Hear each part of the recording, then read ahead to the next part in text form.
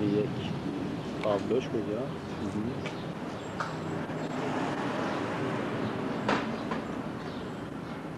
بله دانشگاه فنی دانشگاه تهران شما این ورم بگیر شاید کریم اصلا نباشه اینم موتورهای برای بچه ها بریم دمون یکی ساختمون اینم ماشینایی برای بچه ها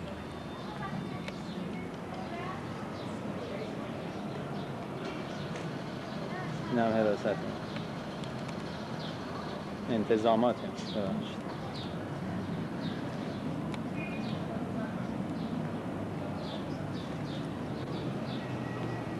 اینجا هم که هیچ وقت اجازه نمیدم بچه ها پارک کنن اینا هم میبینید که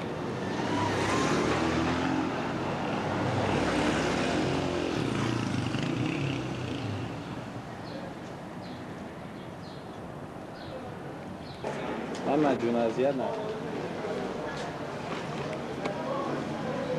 اینم که خوردمونو ببخشید دفاع فرزاد اینجا قبلا چیز صنایع بود گروه صنایع دفتر گروه صنایع بود حالا شده سایت خواهران یادش بخیر آقای گویی اینجا آقای دو کوسرنشان آقای فرزاد من کار وقت ندارم ببخشید شرمنده‌ام بیزنسم من نمیتونم آقا خسته نباشید آقا فرزاد جان اینجوری چیدین اونوری چطوری برن و بیان اینجا فضا خالی بشه درست میشه اینم که تریبون یادش بخیر چند تا سمینار داشتیم حالا قطعش کن یه چیزی نه من مسعودم ببینم مسعود سلام علیکم خسته نباشید آقا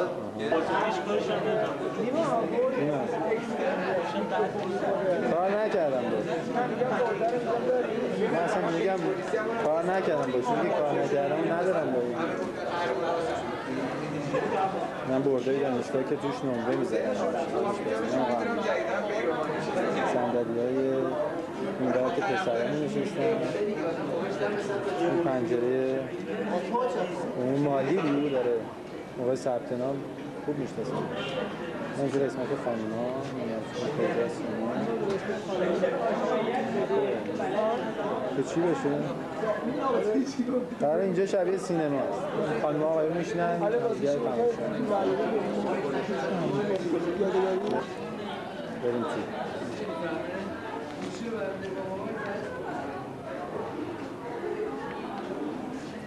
نمیتونم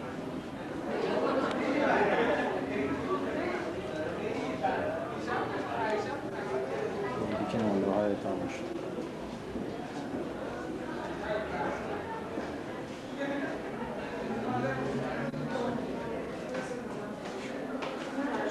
دفتر مالی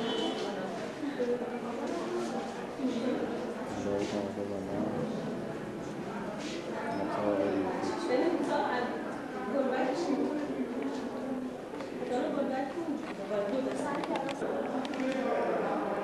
اینجا طبقه اول ساختمان شماره 2 این سایت کامپیوتر برادران که یه زمان ما اومدیم اینجا یک کدوم سایت داریم سایت خواهران امتحانات و مالی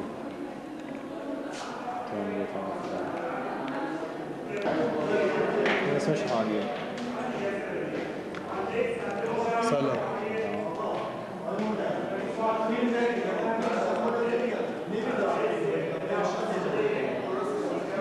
از ارشاد و حراست و همه جا نامه گرفت گنجوش بگیر صدای سیزم که میام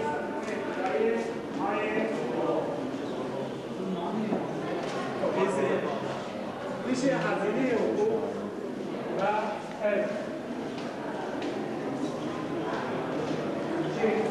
و ببین فیلم نگیر من برای خودم این بابک فرمول سازه بابک یه فرمول بگو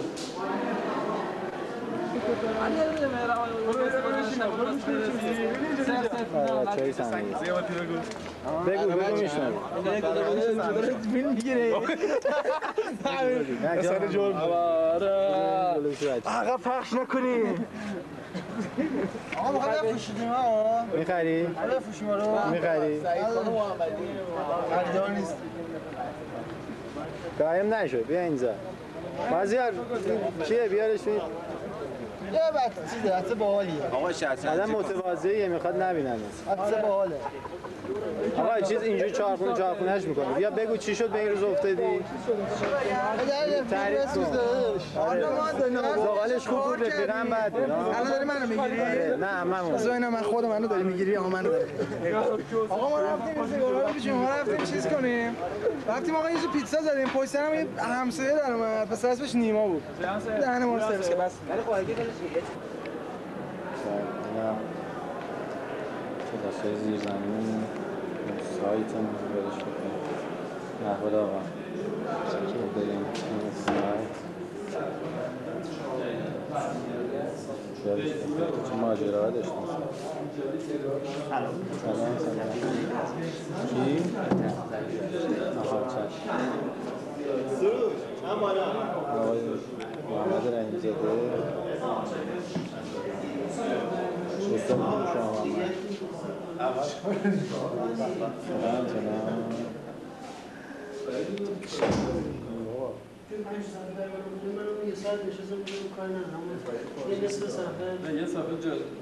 محمد سلام استاد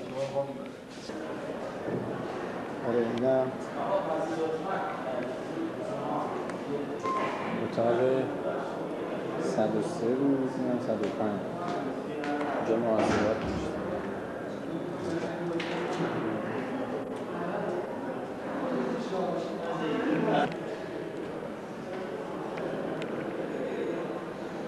اینجا که در این نمازخون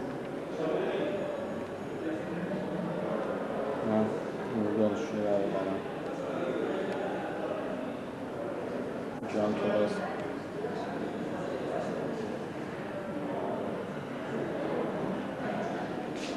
کلاسی تنظیم اینجا مقایه کرده من سیگارش میمایی روشن بعد آقای امینه من بر بچه صندلی شف دیزاینرهای صندلی بقیه فضای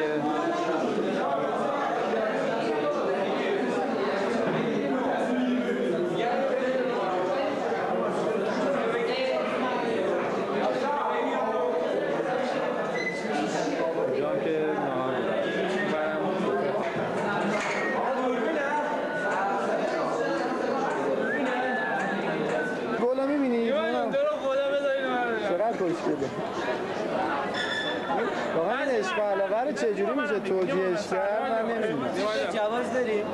نیما جان چیه؟ نیما جان اجازه سر داریم؟ نه اصلا ببین جان تو اگه وعده دیگه نه من نه تو اصلا به همین که گفتم پایینم پشت صحنه این ماجرا حاج آقا شمس آقای مصطفیان بله اینم که میگن بهش لاپتاپ قراره با پاورپوینت کارایی کنه خارجی هم میگه اینجا هم صندلی های شیک برای آدم های شیک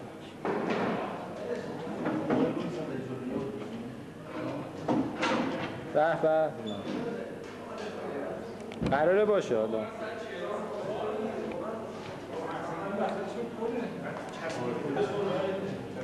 رو کدوم؟ آقا زشته این کاره خود جلف چیه شما میکنه؟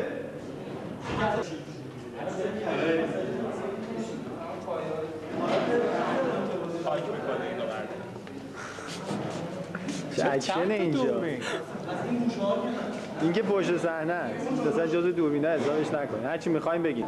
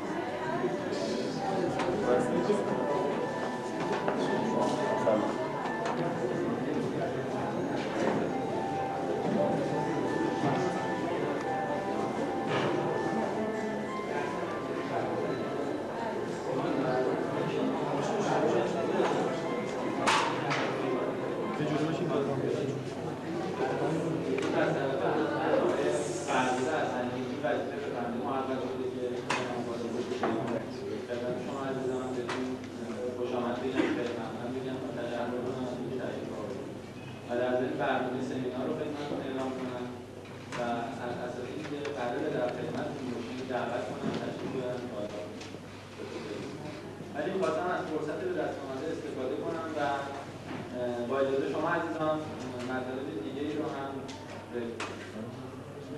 اول طبق وظیفه. خیلی خوش آمدید دوستان. لطف کردید که مراسم دفاعی کشیدمون فرزاد حسنی خوش اومدید. البته واقعیت اینه که دفاع امروز یه دفاع ساده نیست. حداقل برای ما بچه‌های صنعتی بچه صنعتی تهران شما به نوعی شاید بتونیم بگیم یه جشن. حالا چرا؟ به خاطر اینکه این دفاع اولین دفاعی که به این شکل رسمی توی گروه صنایع تهران شما داره برگزار میشه. بچه صنایع تهران شما که دیگه فولاد آفریده شدن دیگه هممون میدونیم. پیرمردا رو نمیدونم دیدین یا شنیدین که با افتخار میگن ما 4 تا مثلا پادشاه و جمهورمون با چشممون دیدیم. بچه صنایع اینجا 5 تا مدیر گروه به چشم دیدن.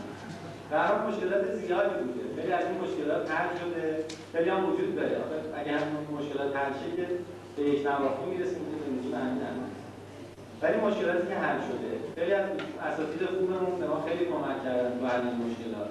خیلی از مسئولین محترم دانشگاه هم همینطور. ولی از زحمت خیلی از دوستامون نمیتونیم مثالی که بگذاریم در واقع بشه. دوستایی که واقعا زحمت کشیدن، کار جالبی کردن. مثلا همون ثبت نامی که داشتیم یادتونه که ثبت نام جالبی بود. سایت ما پیگیری ماجرای سایت ما سایت گرفتیم برای گروه صنایع. سمیناری که برگزار کردیم. مجله آهنگ صنعت ظاهراً اولین مجله تخصصی مهندسی صنایع از دانشگاه آزاد که فکر می‌کنم پرداخت از فردا اولین شماره‌اش آماده کرده باشه. انجمن علمی که ظاهراً چند از دوستان پیگیر کاراش هستن. اما سمینار گذاشت 2 سال و نیم پیش بود که چند از بچه‌های صنایع به این نتیجه رسیدن که اون چیزایی که دانشگاه بهشون میگه برای کار روی صنعت کافی نیست و نیاز به یه چیزای دیگه‌ای هم دارن. برای پر کردن این خلاها یه راه حلی که پیدا کردن در حوزه سمینارها. به این شکل که از بعضی از اساتیدی که هر کدوم تو زمینه خاصی صاحب نظر بودن دعوت کردن و این اساتید تشریف آوردن توی 1-2 تا سمینار مطالبشون رو برای بچه‌ها گفتن و در حال بعضی علاقه‌مند شدن، پیگیر شدن اون زمینه کارهای بیشتری کردن. بقیه هم که اطلاعات جنرال عمومی به دست بردن. مهندسی صنایع هم که دست اون اطلاعات عمومی. اولین کسی که تو ماجرای این سمینارها پیش قدم بود و شاید بدون اغراق بتونیم بگیم که بیش از نیمی از زحمت‌های سمینارها همیشه به دوشش بود آقا پرداز بود که حالا امروز قرار خودش سمینار رو ازش استفاده کنه. سمیناری داشتیم مثل ایزو، تفکر سیستمی، هوش مصنوعی، مدیریت زنجیره عرضه، بازی مشابه و غیره که واقعا بدون زحمت دوستای خوبی مثل فرزاد مطمئنا جواب نمیدن. خوشحالیم که امروز فرزاد از پروژهش دفاع میکنه. ما برای تشکر از فرزاد هم که شده قول میدیم آخر سمینار حسابی سوال کنیم ازش و خلاصه اذیتش کنیم. در ضمن گفته من یه قولی ازتون بگیرم که اگه توی سمینار به اشتباهی پیش اومد یا بزرگتر آهنگی صوتی خلاصه نشنیدیم دیگه. در مورد جشن هم یه دوستی هم میگفتش که امروز یه دلیل دیگه که به شکل جشن هست اینه که فرزاد پروژهش دفاع میکنه دیگه نمیاد دانشگاه. اینم به نوعی شاید جشن ولی خوشحال نباشه. این در واقع به شکلی معرفی پروژه است. باز با فرزاد کار داریم. قراره که مراسم امروز گفتیم شبیه جشن باشه، تصویرات متنوع باشه. به این شکل اول از آقای مهندس نادرپور مدیریت محترم گروه صنایع دعوت می‌کنیم. تشریف بیارن در خدمتتون باشیم. بعد دارن آقای دکتر کاشفی تشریف بیارن در خدمتتون کنیم. بعد هم آقای دکتر احمدی استاد محبوب گروه صنایع و استاد راهنمای فرزاد تشریف بیارن. بعد هم فرزاد صحبت می‌کنه. حدود 45 دقیقه فکر کنم راجع به پروژه‌اش صحبتی داشته باشه. بعد ما هم شیمی آبمیوه می‌خوریم، موزیک گوش میدیم، فیلم می‌بینیم. بعد آخرش باز یه چند جلوه حرفای فرزاد می‌کنیم. در ضمن سی‌دی‌های مربوط به این سمینار که فیلم مربوط به این سمینار که 3 تا سی‌دی قرار تهیه بشه و آقای قربانی مسئول هماهنگی‌های و تکثیرش هستن. آقای قربانی نیستن در حال من از آقای مهندس نادرپور دعوت می‌کنم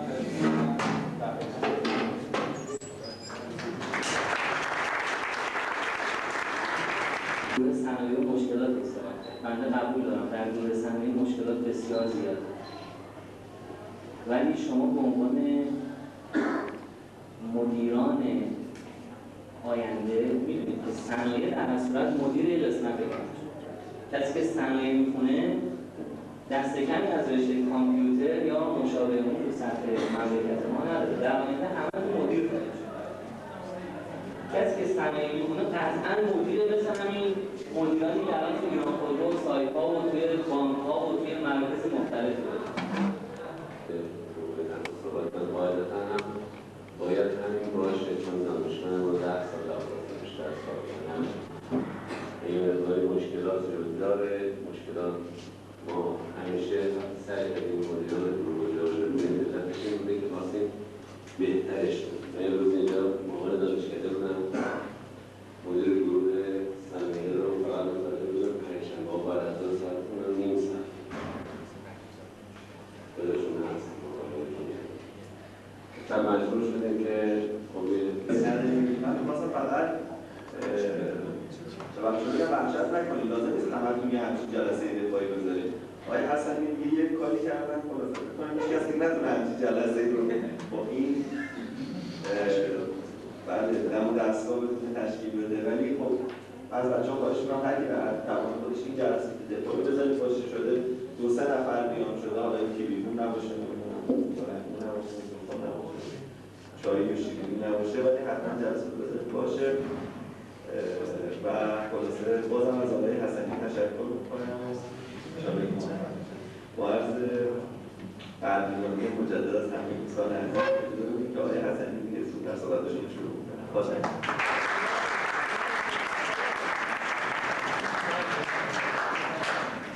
خیلی ممنونم از دوستان عزیزی که تشکر گذاریم در خدمتتون هستیم. افتخار بنده است حضور شما دوستان در این جمع. از شب که من فقط این نکته رو بگم، من اولین کار تحصیل روی صنایع نیستم. من اولین نفر هستم که دفاع وظیفه پروژه‌مو در مورد دفاعی ارائه می‌کنم. یه نکته، اولین کار تحصیل‌های ما دوستانمون آقای صادقیان بودن، آقای مباشرفر که خب الان در بخش مختلف صنایع کشور مشغول خدمت هستم. من یه توضیح کوچیک بدم فقط در مورد دفاعیه که چرا تصمیم گرفتم دفاع کنم در هر پروژه. اصلا که این فعالیت گرمشون نشده، اذیت نشدن چرا می‌بینی دیگه؟ با یه نوشیدنی خنک موافق هستی؟ خب ویژگی‌های تجربه کاری. هر وقت توی کارآفرین زمینه که موفق شده حتما در اون تجربه قبلی داشته.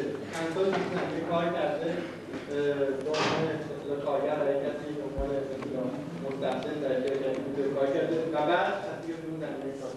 نارضایتی از شروط قبلی داشته، رضایت نشده از شروط الگوی نقش تقریبا اکثر پدران کارآفرینی موفق در صنایع با فناوری بالا مالک مدیر بودن. پدرانشون در صنعت فعال بودن. سابقه و پیشینه‌شون تقریبا به شروط 37% کارآفرینان در زیر 16 سالگی یک از والدینشون از دست دادن که درش 58% حداقل در یک دوره 4 ساله از خونه دور بوده، حالا معلوم دلایل قلب نداریم و 74% در زندگی قواعد حل مثل فقر و عدم امنیت و مرگ والدینشون جدایشون تجربه کردن. تحصیلاتشون من از اونجا پایین‌تر رسیده به تقریبا 68% اونجا دارای مدرک لیسانس و بالاتر هستن، در حالی که 21% کارآفرینان تحصیلات همین آمار مال چند سال قبل این آمار در حال بهبوده، یعنی داره برنامه سمت کارآفرینی داره به بالا، تحصیلاتشون به تدریج داره افزایش می‌کنه. سنشون عموماً 88 سالشون بین 20 تا 50 سالگی هستن و 75%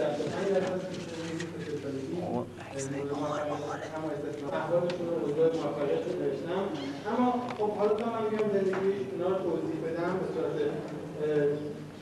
یکی من توضیح بدم میگم یه مقدار سخته، هم شما شاید واسهتون جالب نباشه، هم توضیحتون هم سخته. این بود که دوباره من در مثلا شنیدن که روایت رو میدم گفتن که چه بهتره که خودشون ببینید. این بود که دنبال تهیه فیلم‌هایی رفتم در مورد کارآفرینی موفق و این که تصمیم به این گرفتم که در حال حالا چند دقیقه رو دوستان ما خسته شدید یه استراحت مختصری بکنید و بعد از اون ما معرفی کارآفرینی موفق رو بکنیم. خیلی ممنون.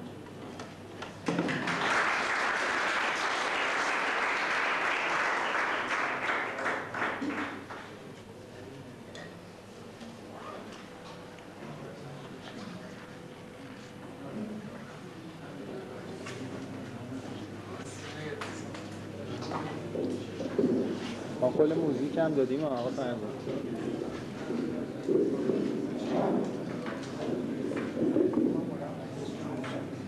مشغول نوشیدن هستن دوستان. بله. یه زنگ تفریح کوچولویی. هم آقا رضا.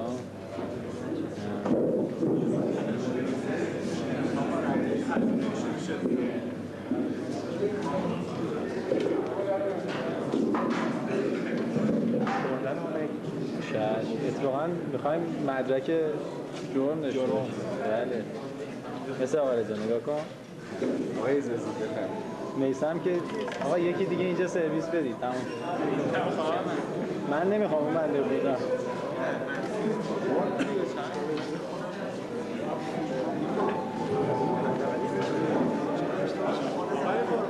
از خودم شد دیگه. آره این واسه همونه. آقای مدیر عامل بالاخره وقت کردن یه سری به دانشگاه داره.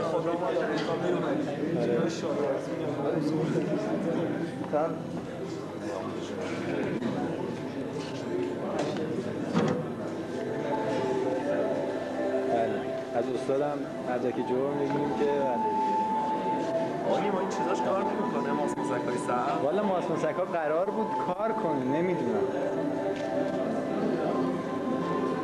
خود سوالا قضیه اصلا هیچ نرسید. اون که اصلا سلام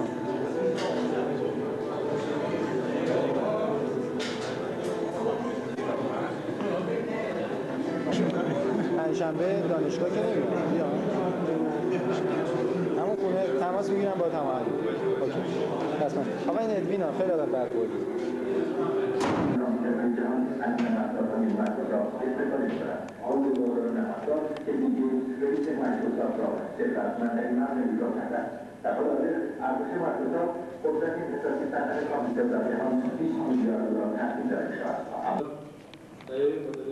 طرف گرفتیم بود ولی خب به دلیل کمبود وقت صحبت‌های اولیه رو یکم مدارجه کردیم که فرصت نشد تا همه فیلم رو نمایش کنیم ولی خب فیلم به صورت کامل زندگی بیجه به صورت کامل هست یعنی مثلا اکبر بیجه و رایزون اینه که فیلم رو میتونید تهیه کنید آقای قربانی زحمت شروع کشید.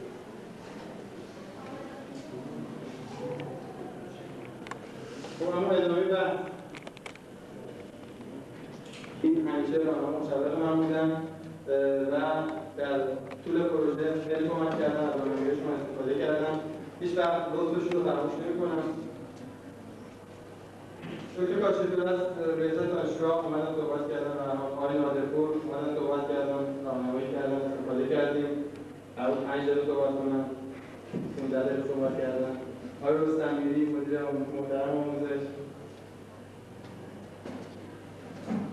خب مشاورین محتوای پروژه آقای دکتر افزاری بودن و سکا خانم شنگرخ خوارزمی اطلاعات بسیار زیادی به من دادن. جدیدترین آمارها منابع و منابع فارسی و لاتین رو هم فراهم کردن و در مورد اجرای پروژه چگونگیش تحقیق تهیه نرم افزار و سایر موارد اجرایی آقای مهندس افزاری رو کمک کردن و لطف دوستان عزیزم رو بیشتر فراموش می‌کنم. آقای چیخی در تمام مراحل پروژه کمک کردن. آقای قربانی سیامک عزیز با اون کاریکاتورهای قشنگش و موضوعش.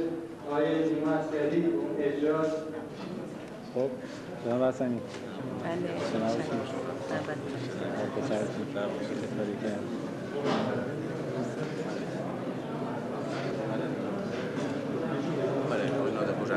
باشه دست کنم اول ممنون.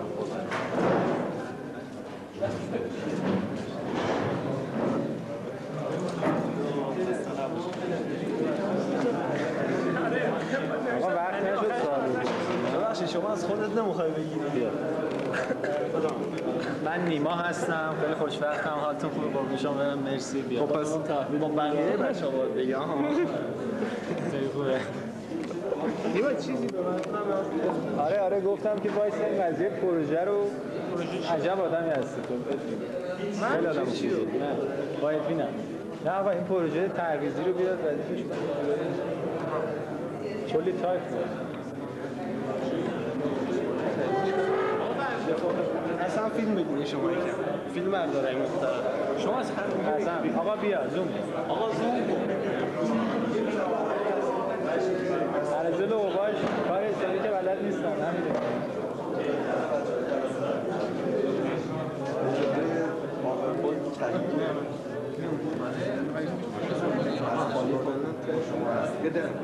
فیلم برداری و خلاصه فیلم برداری خدمات پذیرفته میشه خدا خلاصه اصلا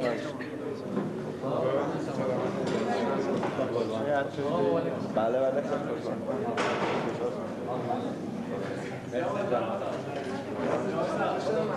از حافظم که میخوام داری میری؟ خداحافظ بچه اینا هم دارن میرن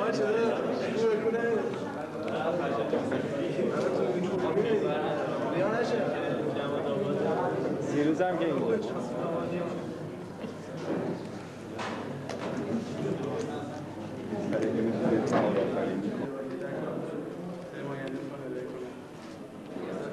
بله بله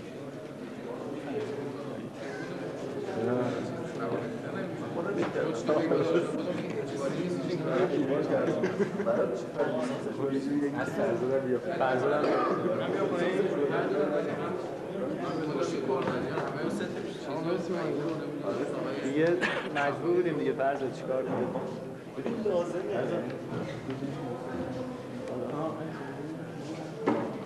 چه فرقی میکنه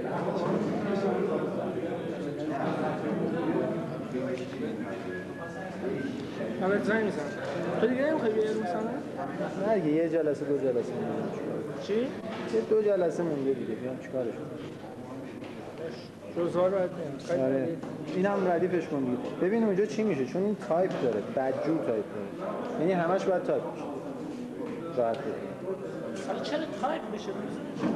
قابل کپی نیست چون بالاشو پایین بنویس خوش خطی دیگه بگی همشو بنویس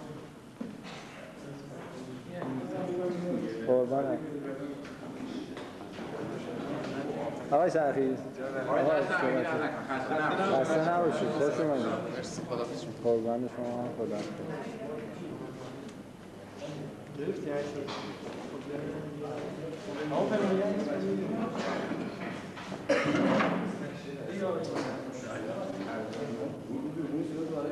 سمینار تموم شده دوستان اینجا جمعن اینم شرکت تورهای شکار و طبیعت قبادیان هم خوب البته آقای فولادی و بقیه بچه هستن